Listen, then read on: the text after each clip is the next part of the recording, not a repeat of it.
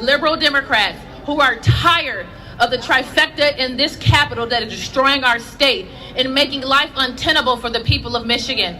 They are done with it. They are done with not being served. They are done with our corrupt and dishonest media that push Democratic talking points. I crack up at our quote-unquote journalists who use things calling me an election denier. Now, where did that talking point come from? The only thing I'm denying is that Jocelyn Benson knows how to run a clean election. She is the most lawless Secretary of State in Michigan's history.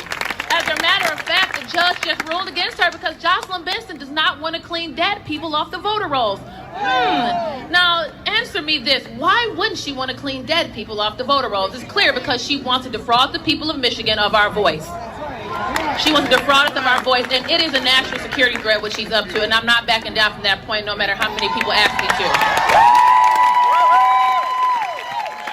Because it's the only way we the people maintain control of our government. You know what's interesting? I was talking to folks in Detroit a couple weeks ago, and they were sharing with me how they had friends. These are Democrats who showed up to the polls and were told they had already voted absentee. So it's not just us. It's not just the GOP. It's Michigan who's tired of it. And it's also how she's failed us regarding our branch offices, which is a quality of life issue.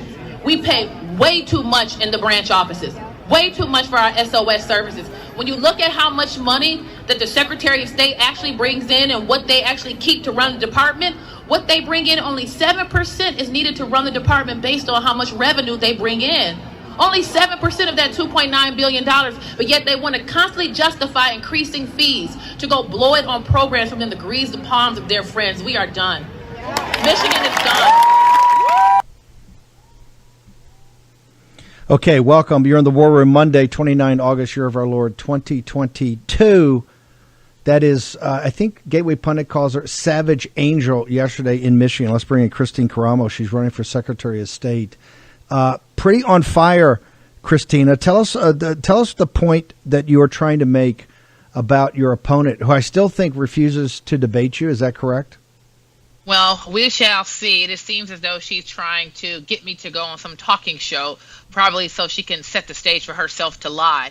The thing about it is, Jocelyn Benson is the most lawless Secretary of State in the history of Michigan, that even Democrats are tired of her as well, because it is an attack on our national security, is the attack on the control that we the people have over our government. And the evidence is just stacking against her. A judge just ruled last week against her when she was trying to convince a judge to drop a case that was going against her for her refusal to clean dead people off the voter rolls. I mean, this is common sense. Why does she want to keep dead people on the voter rolls? She wants to bloat the voter rolls so they can operate those ballot mulling operations. This is what I strongly believe based on the evidence that we have seen. We have surveillance footage of individuals signing multiple ballots, and then those same individuals going to drop multiple ballots inside ballot drop boxes. This is an attack on our election system, and it's an attack on the people of this state. Correct me if I'm wrong, but it looks like from the polling, independents and Democrats agree with you that they want this all cleaned up. They want fair and transparent. There's a number of working class Democrats, particularly in Detroit, that want fair elections and don't want Republicans trying to pull this nonsense. So they want, first off, they want the voter rolls cleaned up. They want a lot more transparency. I mean, isn't this a bipartisan issue right now? It really is a bipartisan issue. I was talking with Democrats who tell me that they won't even vote absentee because they don't trust the process. There's no security of how your absentee ballot is being handled from the point you cast it till it arriving at the clerk's office to it being tabulated. Anything could occur. There's a suburb by Detroit where I was informed that when these individuals from the clerk's office were coming to the local post office to pick up absentee ballots, they didn't have to provide any type of credential. They didn't have to show any ID. They just came and said where they were from, picked up the ballots, and that was that. This is not a partisan issue. And you're right, Steve. These kitchen table issues that people care about, like ensuring that we actually have control over our government, Democrats do agree with this on. You know what's so funny? I was watching a clip from Joe Rogan who said, vote Republican. Joe Rogan is not a Republican, but it's just that the Democratic Party, who's been co-opted by Marxists, has totally ran our country into the ground. They're intentionally trying to destroy our country. And many true liberals are waking up and seeing what these people are about. A lot of the social issues we disagree with, they want to talk about later. I just want to be able to ensure that I actually have a say in my government. I want to be able to ensure that I actually can put my kids in school and pay for gas, pay for food, these basic issues that people care about. And so we're going to see a massive victory come November, a referendum on the craziness of the Biden Biden, Whitmer, Benson, Nessel administration we see here in Michigan. So we will be successful because at the end of the day, people want problem solved. They don't care what party you're from. They want problem solved. And those are the people who will vote for me come November. Do you think, is there any three people that are more radical than the Democratic governor, attorney general, and secretary of state in any state? And I include California in that. Is that the three most radical Democrats running a state in this union, ma'am? Well, yes, here's why, Steve. Number one, our Attorney General, Dana Nessel, claimed that I was engaging in the felony and could be criminally charged. We have this on camera. So it's not like when we say these things about these women, we're just shouting things out or making claims. My opponent has falsely claimed that armed protesters showed up at her home. She falsely claimed that President Trump wanted her to potentially be executed. She has been caught multiple times lying about a variety of things. And this shows us when you have people in the administrative and in the executive branch who are calling for citizens to be criminally charged. And Benson echoes Dana Nessel's points that people should be criminally charged, that it's voter suppression to point out her corruption. This is what's going on. You look at Gretchen Whitmer. Gretchen Whitmer has blood on her hands. She not only put COVID patients in nursing homes, but she also denied people life-saving medical treatment because it was politically advantageous for her to do so.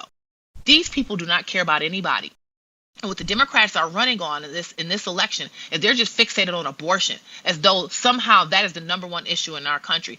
I am pro-life conception till natural death. However, even amongst even pro-choice groups and voting blocs, they still want to be able to feed their kids and be able to provide for their families on a basic level.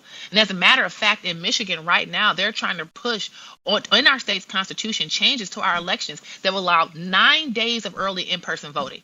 Private money in elections. When I speak with Democrats, the concept of private money in our elections terrifies people because you will be able to bribe folks if that's what they want to do. Permanent ballot drop boxes, putting in our Constitution, getting rid of voting ID laws. And as I talk to people, and I know I keep injecting the point of talking to Democrats so people can clearly understand these are just common sense issues. Nobody I know can understand why an adult wouldn't have an ID. And as a matter of fact, as I've pointed out, if you have large swaths of the population who do not have an ID, it is the job of the Secretary of State to ensure people have IDs. I talked with someone who has experienced a couple of people who have known of non-citizens who've been registered to vote. 3 people I've talked to regarding this. 3 within the last, I would say, 2 weeks. So this is a massive issue, and these individuals do not want to fix it. They're George Soros puppets, and their goal is to run Michigan into the ground. That's what their objective is. I mean, our Attorney General said she wants a drag queen in every school. I mean, this is what these people are on to. So, in Michigan, we're going to see a massive referendum, and we just have to make sure that we here, the GOP, get our act together and make sure that we're successful in November. Well, let's talk about that for a second, because there's all this discussion about the GOP across the board, not just in Michigan, but the establishment's not there for grassroots candidates that, particularly candidates like yourself that have really bootstrapped your way up, are not part of the club, that they're just not interested in. Can you get us up to date on exactly where we are in the campaign and where do you stand against Benson and how you're going to run this thing? Because you're an inspiration for the entire country. Yeah, you know what, Steve? We have close to 1,500 volunteers statewide. We have so many people joining our campaign, joining our movement to make sure that we're successful in November, because we understand that we have to have honest servant leadership in our state to be successful. The thing about it is the people who are occupy many of these spaces in power through various elected officials, and especially in our executive branch, it's not that these jobs are so complicated or so complex. These people are just corrupt. We have a criminal cartel running our state. That's what's going on. And to your point, we have talked to so many everyday people across political affiliations who are supporting our campaign because they want just someone to do the right thing. And so there are people who carry the title Republican who just simply will not support me because, like you said, I'm not part of the club. They're not in this for the people of this state. They're in this for themselves. They're in this for their names. They're in this for power, for money, everything that makes politics toxic. That's what they're in it for. And we're just not about that. We're about honest leadership. We're about honestly taking back our state for the benefit of the people of Michigan. And not just our campaign, but we're seeing so many people across the state, everyday citizens who are running for office, who are getting involved for the first time. And this is what will make us successful. So, yeah, we definitely need people's support across America to help our campaign, especially if you're in Michigan. Please volunteer. If you're even out state, hey, contribute, because Michigan is a battleground state. This is why George Soros and his Secretary of State project intentionally targeted Michigan. My opponent is not even from Michigan. She's from Pennsylvania. She used to work for the Southern Poverty Law Center. That tells you what she's about. She wrote a book about the Secretary of State's office and can't even do the job because she intentionally was placed in that office to corrupt the election system, to defraud the people of Michigan of their voice. As I said in the speech I gave, there was someone who shared with me that they had a friend who went to go vote, and these are Democrats, who went to go vote in person and was told they already voted absentee. I've heard that story multiple times across the state. And so this is happening in elections, everything down from 2020, down to city elections, we're having issues. Midterm elections, we're having issues. We're seeing issues already with Benson, what appears to be bloating the voter rolls. So this is something that we have to take back, and we will be successful. Give me a second. Give me a minute on this, on your concept of servant leadership. She's tried to paint you in the mainstream media. MSNBC is trying to paint you as a wild-eyed Christian nationalist, ma'am. Your response? You know, the thing about it is I am always going to be a follower of Jesus Christ. I will not apologize for that. You know, Steve, to your point, as you know, as a fellow Christian, these people were up against our secularists. That's what they want. They want a society absent of God. I mean, what kind of people advocate for abortion until birth? That's something we're up against in Michigan in the November election, that they have a constitutional amendment where they want to legalize abortion up until birth and remove parental consent, which opens the door for all types of other horrible things to happen to our children. This is what secularists are about. They want a society absent of God. So when you have people such as myself and you and other people across America, I know they said the same thing about Doug Mastriano in Pennsylvania. So when you are a Christian and you are unapologetically a Christian and you're running for public office, these people want you gone because they have a hard time imposing their secularist agenda with you standing there. And so they'd rather get on issues like my objections to Darwinian evolution. Yes, I have objections to Darwinian evolution. We can have a conversation about that, but it has nothing to do with the Secretary of State's office. So they'd rather focus on all these other things that I've talked about on my Christian podcast instead of talking about the office for Secretary of State, because they know if we talk about the issues toe for toe, Benson's going to lose. Because there is evidence. This isn't just me saying things or making claims. There's evidence of her being a corrupt and a lawless individual. But instead, they rather distract on the fact that I'm a Christian because this is part of a larger agenda to purge Christians from society, to make us so obsolete that not only do we not serve in public office, and if there's a remnant of Christians left, we won't even speak about our faith. And we're going to fight back. I will never apologize for being a follower of Christ. And these people just need to go pound sand because we're not going anywhere. And in fact, we're going to grow our ranks. Can you give us your social media and how do people find out more about you and more about your campaign? Yeah, KristinaKaramo.com. We definitely need your financial support. The thing about it is these people, they are fixated on corrupting our election system. And I would say that the Secretary of State's race is the most important race in America because it's the only way that we, the people, maintain control of our government. Our elections is the heartbeat of our freedom, the absolute heartbeat of our freedom. No other way to have our freedom but our election system. So please support us, KristinaKaramo.com, and we will be victorious in November, and we will take back this state for all the people, even those who don't like me. Kristina, thank you very much. Honored to have you on here. Thank you, Steve. Kristina Karamo, a Michigander, fighting hard up there in the state of Michigan. I tell you, we have a cold open, this amazing rally on Saturday in the Commonwealth of Pennsylvania. Let's go to that before we bring in Sam Faddis. Now I'm videotaping us. You guys look great. Look how good you look. Monroe County rocks. Taking. What a huge turnout there. It was amazing. Let's bring in Sam Faddis now. Sam, what was the group that put it on? What was the purpose of it? How big did it get? It looked like it got a little rowdy. Got a little rowdy. For the record, by the way, Steve, I would say I guess I am a Christian nationalist. Since I'm a Christian, I love my country. I'll leave the wild-eyed part up to somebody else to decide. But that's not much of an accusation. You're a Christian. I think the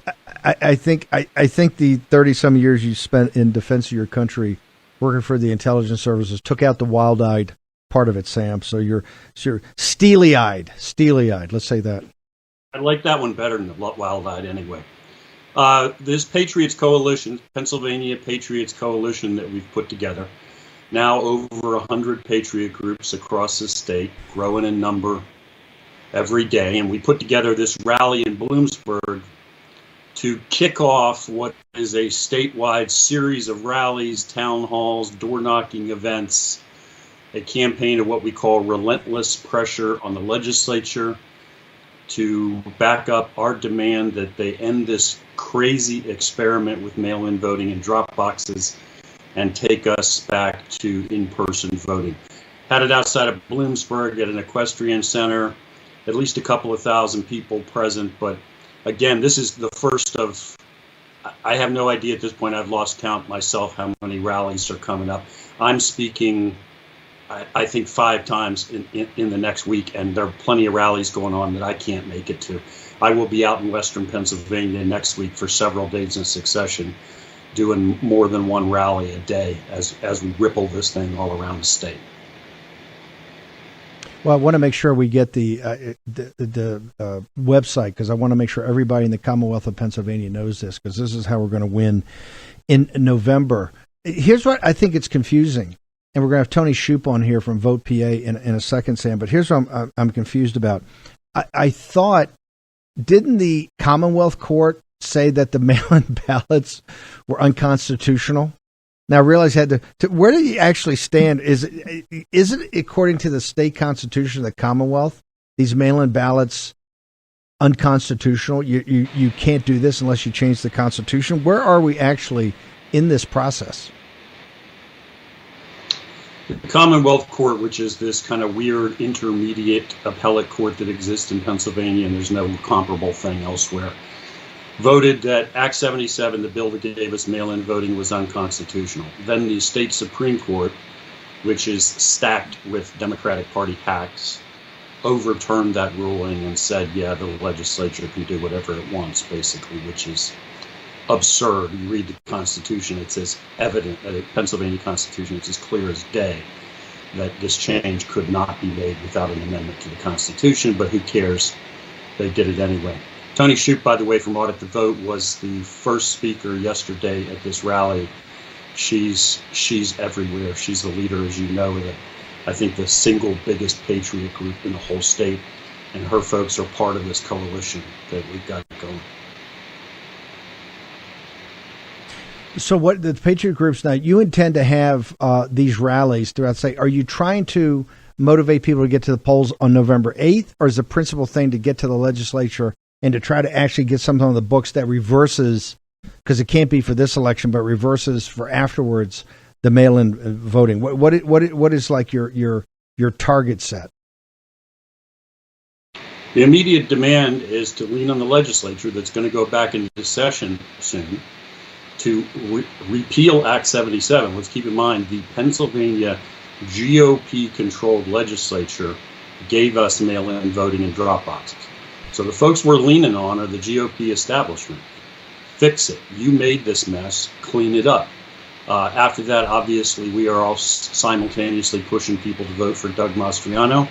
But where this is really going long-term, Steve, is we're taking out the middle ground, right? We're saying to all these folks, again, we're talking primarily to the GOP. There's a line on the ground. You either get on one side of it with us and take us back to in-person voting, or you stand against us. And if you stand against us, then come next primary, you're going to be looking for work. If they don't do what we want, this all builds into just getting out a big broom and sweeping the legislature clean. That's where this is going. Sam, hang on for a second. I want to bring Toni in right now. Toni, you were the kickoff speaker on Saturday. I know you've got some breaking news for us, but first, walk us through all these patriot groups coming together. You've been at the forefront of this. What are you guys trying to do? What are you trying to accomplish here? We're trying to get the state legislators to listen to the people that put them there and take us back to in-person voting, get rid of the mass mail-in ballots, get rid of the machines. We want paper ballots counted by hand, one-day elections. It's pretty simple. We want a free, fair, honest, transparent elections. Really not that hard. When Sam talks about the establishment, the Republican establishment made this happen, do you believe that they're listening to you? Do you believe, I know that overwhelmingly you guys, we have a massive grassroots movement in Pennsylvania. It's essentially what got President Trump elected in 2016. And to be brutally frank, it's with real votes, certifiable votes. It's what got him to win Pennsylvania in 2020. Is the Republican establishment listening to you? Do they fear you guys, or is this just another group of Tea Party pests? That's a good question. I think we'd have to. What we did do is put together a report. We started working more on the local level after everything got ripped out from under us when late last summer when they removed Mastriano from the committee and the forensic audit changed. We went on a ground level and we put together a report based on all our investigative canvassing efforts of things that the counties can do that don't violate the Pennsylvania election code. These are changes they can make right now before the November midterms to help secure it, like banning ballot drop boxes. There's nothing in the law that says we have to use those. In fact, one of the counties actually went up against the ACLU right before the May primary. Lancaster County, Josh Parsons, he's the county commissioner.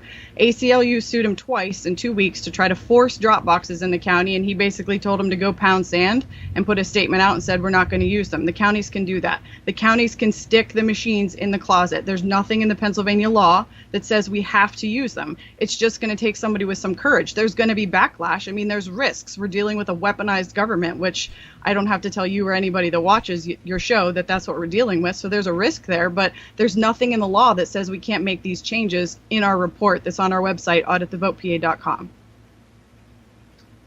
So let's talk about that. You're saying you have action items right now that if the county, regardless of what the state legislature did, regardless how bad this is, and forget the constitutionality and these big issues of the Constitution, you're saying there's practical things that can be done that they have the authority to do, quite frankly, the responsibility to do, but that they don't need any waivers, they don't need any legal opinions. These county supervisors overseeing the elections can take these actions today? They absolutely can. They just need a backbone because they're going to get pressured from the State Department. But if you go to our website, auditthevotepa.com, under the Reports Media tab, we put together a very good comprehensive analysis report with every link that backs up everything that we're recommending the counties do. They can bring the mail-in ballots back to the precinct level. They don't have to go to the centralized tabulating center where they go right now. They need to go back to the individual precincts and they can be counted there. That's all in there. Everything about the machines, banning the ballot drop boxes, other recommendations, it's all there, and it's all within their jurisdiction to make that decision. Again, they just need some courage to do it. About this, the canvas and the things you did with your group, what would it take to expand that, to make that statewide? Is there enough grassroots effort out there, enough people to actually do what you guys accomplished, and to really take that and get every county in the state and in the Commonwealth to actually do this? That's another good question. I would like to think so. I mean, we started canvassing in 20 different counties. We ended up with enough volunteers to get a sample size in 12 counties, which are the results that we released on our website. I would like to think at this point we've got enough effort grassroots-wise to pull that off. We have specifically recently partnered with the America Project to do a Get Out the Vote effort. It's our focus from now to November. We've got to massively overwhelm the system with as many in-person votes on Election Day as possible, and they're going to help provide some of the funds to a digital media campaign based on the results that we get from a canvassing Get Out the Vote effort. So that's our next move. Sam, let me bring you back in here for a second. What Toni's talking about, is that a practical solution, since obviously you can't get the assembly to reverse its law so far on the mail-in ballots themselves? Are her practical things at the county level? Is that something that in your mind is doable now? Absolutely, 100% doable, and another thing that with the coalition we're trying to get going statewide. I mean, what happens when you look at the map, Steve, is you will see, we got 100 groups, 100 plus groups, depending on how you count across the state of Pennsylvania. Some places we got 3 or 4 groups in a county. Some places, for whatever random series of reasons, we don't have a group in a county. So as part of this coalition, it's not just bringing together existing groups. It's creating new groups, it's expanding the coalition, it's building muscle mass, if you will, for this thing. So we're in the process of a lot of organizational measures that are going on behind the curtain, if you will. Toni is also part of those, building bylaws, incorporation, making this Patriot Coalition into something that will exist and be permanent and continue to get stronger and more powerful, because you know how PA works. This is an old school backroom politics kind of place. In the end, the only thing they understand is our political power. The Commonwealth of Pennsylvania, the political class are the original gangsters. They're the OGs. Okay, Sam, how do people get to your site, follow you, and magazine, and how do they get to the coalition? For me, you can go to Ann Magazine at Substack, annmagazine.substack.com. But right now, the coalition, the best location is unitepa.net. Going forward, we'll build out another website. But right now, that's the best single point of contact, unitepa.net. Okay, I want everybody to go there. Thank you so much. Toni, how do people get to you? How do they get to Vote PA? Auditthevotepa.com is our website. You can follow us we're on every social media platform that exists. We've got a Rumble channel now that we do a weekly newsroom show on Thursday nights at 9 o'clock. Follow us, volunteer, support us financially if you can. We appreciate it. And thank you, Sam, for partnering with us and helping us really get the job done. Toni, great work too. You're a fighter. I know you do great work, Toni, because every time I have you on, I'll get phone calls from the establishment business guys going, how can you have Toni Shuppe on? She's a killer. You're doing fantastic work, and we got to do everything. The War Room wants to do everything to make sure the coalition is as successful as possible. So thank both you guys for the work you're doing, for coming on. Okay, short break. Dave Brat, Joe Allen next in the Battleground.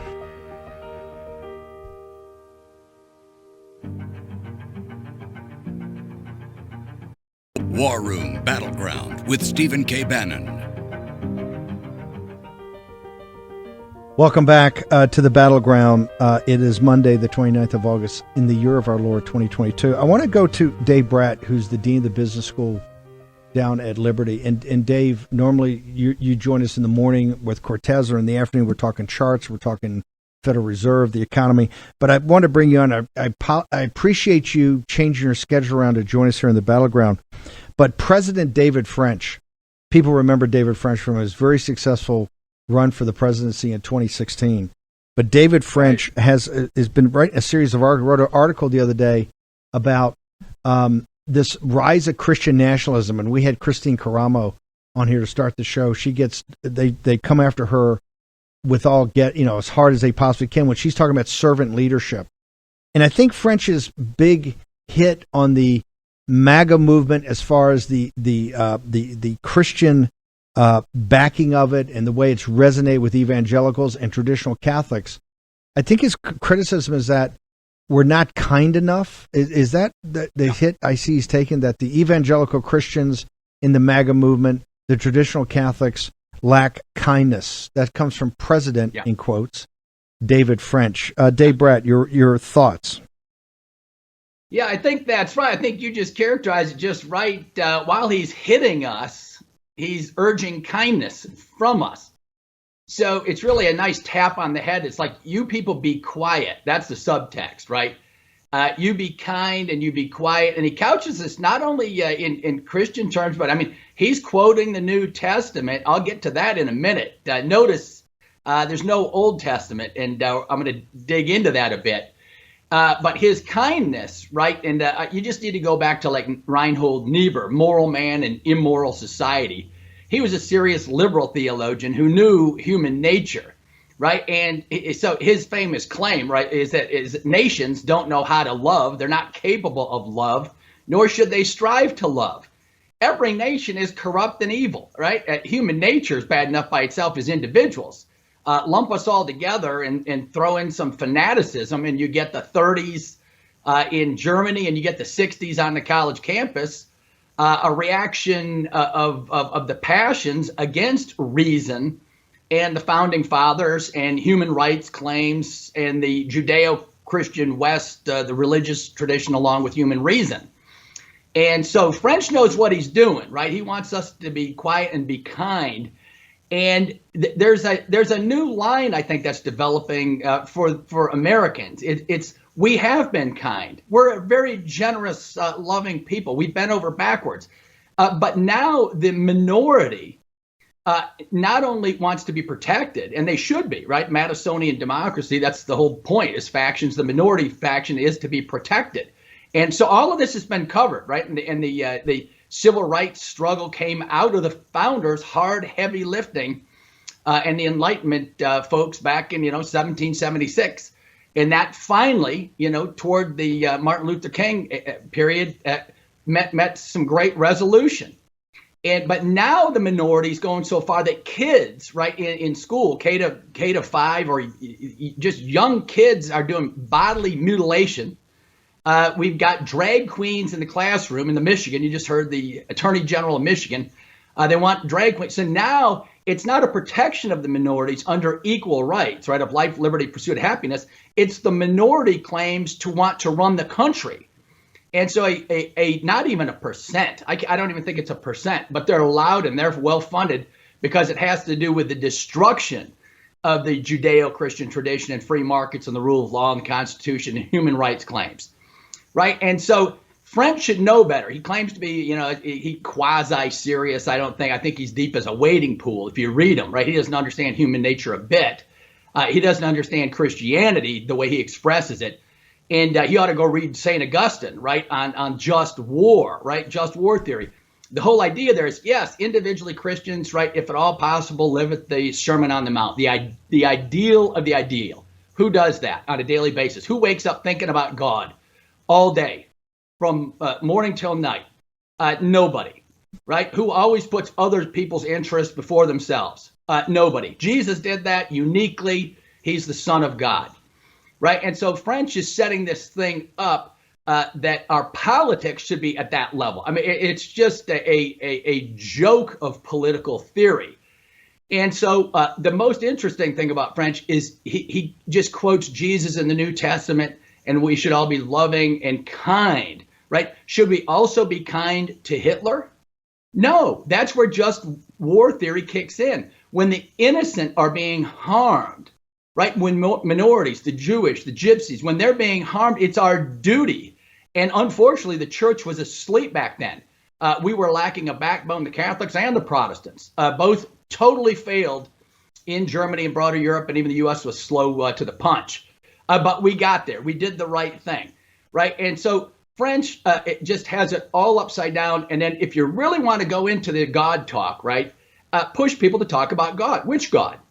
Okay, so he quotes a few lines from Jesus, so we should all be kind and loving. That's certainly in there, right? They love God, and love your neighbor as yourself, right? Now we're warming up. Now, if you want to go back to the Jewish text and you want to know who God the Father Almighty is, go watch Harrison Ford and Raiders of the Lost Ark, the Ark of the Covenant. When the top came off that ark, that is a vision of God the Father Almighty. No one is allowed to see the face of the Father, period. That's why Jesus Christ is so essential in the Christian tradition. Christ is the mediator who allows us to go before the Father and beg for the forgiveness of our sins so that we can approach God. And we have to be repent, which means turning around, not just saying I'm sorry. You have to repent, turn around, and then be obedient to God. Now, this totally freaks out the left. This is what's going on. This was the 60s, right? The fist upstairs to heaven. No, we reject it. And that's the outgrowth of what you're seeing, right? So the Enlightenment, there was an attack on God. The classical thinkers did not have this similar attack, right? The Socrates, Plato, etc. But even let's go to the New Testament. Right. And the Catholics are very familiar with Trinitarian theory. It's been 1,500 years matured. The Trinity, God the Father, the Son, and the Holy Spirit. And so, the liberals of the 60s wanted to turn Jesus into just a nice, warm, ethical teacher. That's who Jesus Christ is. No. Wrong existentially. Kierkegaard wrote a book knowing full well about Jesus and the Father, and it was called Fear and Trembling, knowing full well who Jesus is as well.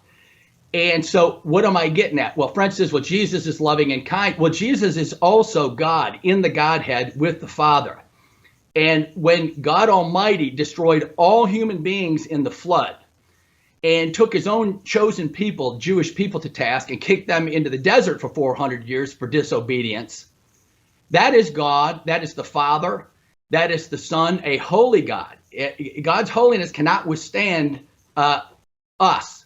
right? When we turn our back, God's always there loving us, but when we turn, he'll let us off in the wilderness.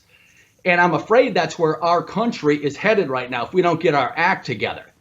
And so I'm glad you have had me on to kind of cover the basic trajectory.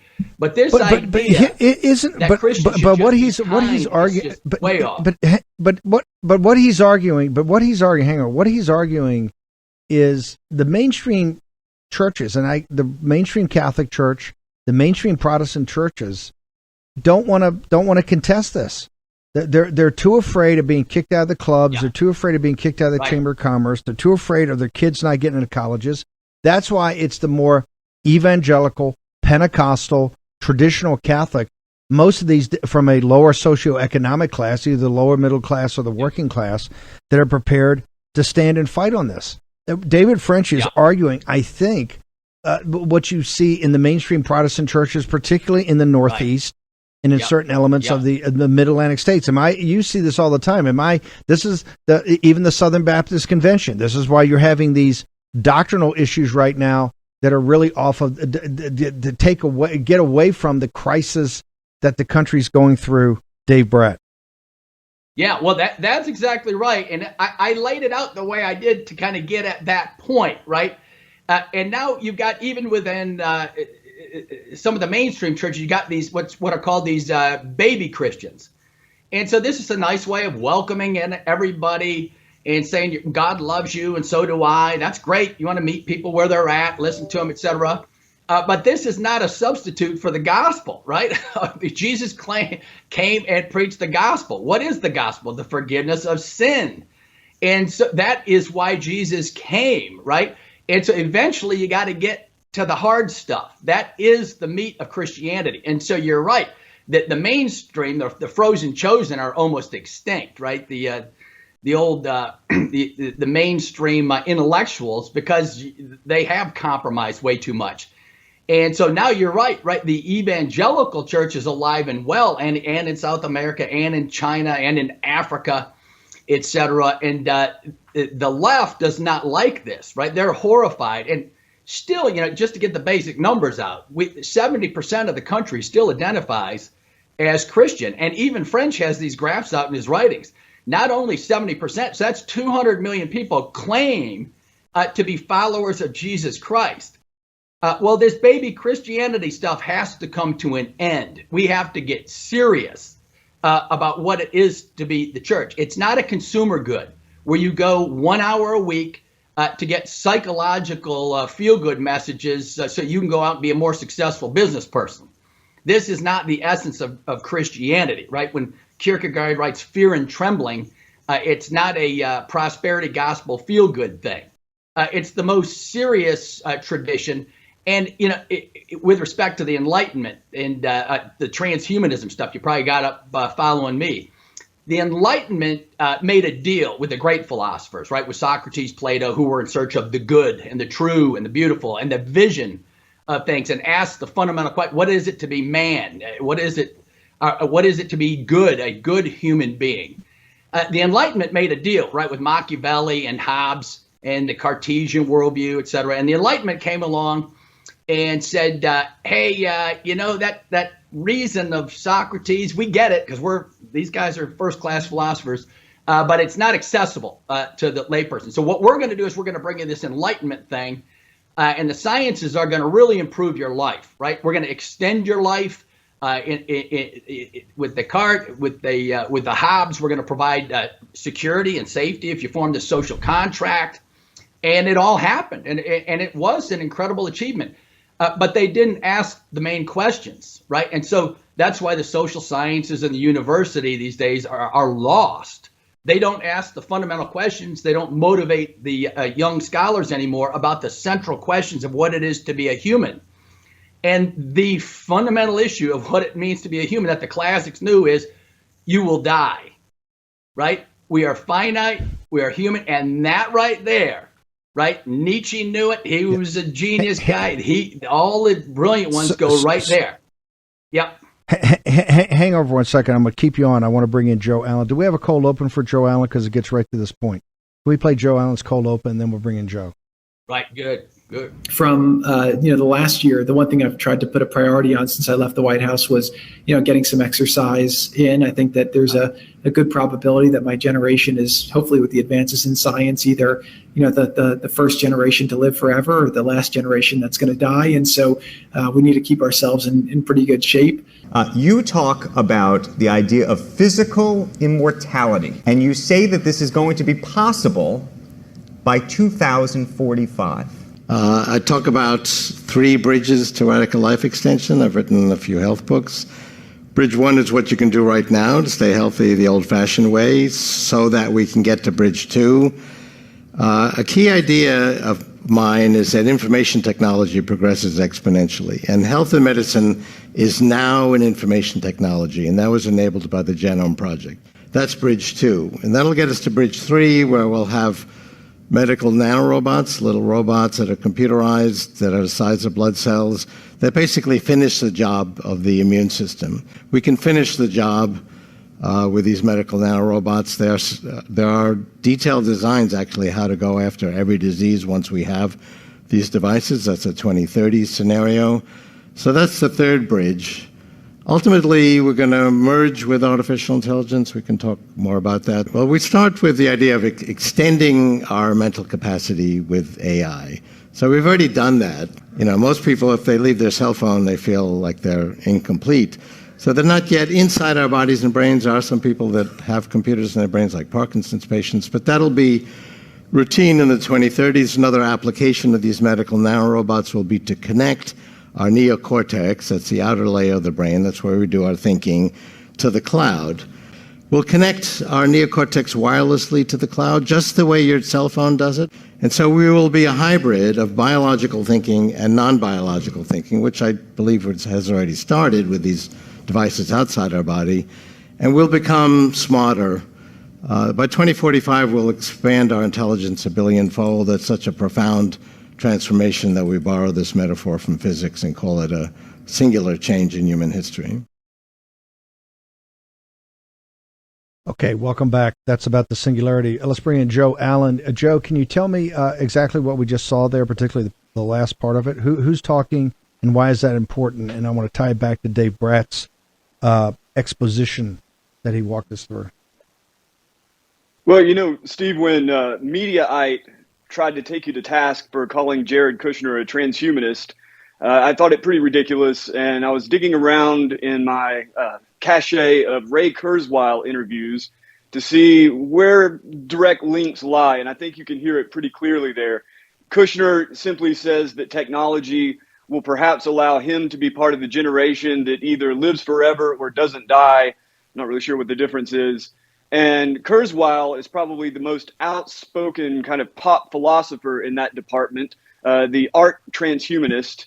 And he has laid out in self-help books, but also, a really dense tome, The Singularity is Near, the path by which human beings will use technology to become immortal, the promise of almost every world religion, immortality, that's supposedly going to be provided via technology. And you heard the first bridge is just standard healthcare. The second bridge starts creeping in more into the Internet of Bodies and perhaps gene editing or gene therapies. And surely the mRNA vaccine and all other sorts of genetic experiments on human beings fall into that category. And then the third, the nanobots, the dream of the all-powerful nanobots that will not only eradicate cancer and all other diseases and regenerate tissues, but he believes will allow us to commune directly with AI, not unlike Elon Musk's Neuralink. So to Dave Brat's point, he is exactly right that human beings are simply destined to die, each and every one of us, sooner or later, hopefully later. And I think that the sort of spiritual concept of immortality has undoubtedly been hijacked by transhumanists or other sort of techno-fetishists who believe that technology will not only allow for indefinite life extension, but some sort of de facto immortality. It's delusional, and I think it needs to be taken very seriously. I don't know if it's I don't know if it's Yes. I don't know if it's delusional, because Kurzweil And remember, Kurzweil, real quickly, what is Kurzweil's current job today? What is it? He's getting a paycheck for doing what? Yeah, he's a top R&D director at Google. So he is definitely, and his influence is far and wide. Google owns DeepMind. They own all they basically are probably Also, as advanced importantly, Steve, as any weapons lab. Calico. Go ahead. Calico Labs, an immortality project by Google. Calico Labs, they also run that. Google is a publicly traded company called Alphabet, publicly traded company, hundreds of billions of dollars of market cap. Many of the people in this audience right now own the stock. Okay, you own the stock. Kurzweil's a senior head of kind of R&D. He sets the kind of overall framework. What he laid out there is the path to the singularity with all these technologies, whether it's artificial general intelligence, whether it's regenerative robotics, whether it's advanced chip design, whether it's increases in artificial intelligence. And we didn't even talk about the biotech part, which is CRISPR, and part of that will be the nanobots, etc. That's not a fantasy. That is a research program, and he lays out those bridges. Hey, it may not be 2045, it may be 2035, or it could be 2095. The point, there's a plan, and people are building towards that plan. And I'm not saying they're sitting in one room saying, hey, this is what we have to do, but in the research labs in Asia, in Europe, in the United States, both in weapons labs, in biotechnology weapons labs, and in private labs throughout the world, this is being worked on. So when Dave Brat talks about that, this is not a fantasy.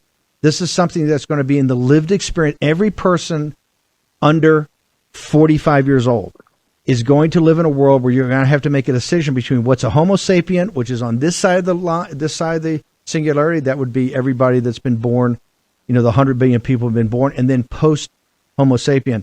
Real quickly, Joe, what is your give your coordinates so people can get to you? We got to bounce. At JOEBOTXYZ, Jobot.xyz, and also warroom.org, the transhumanism tab. Thanks a lot, Steve.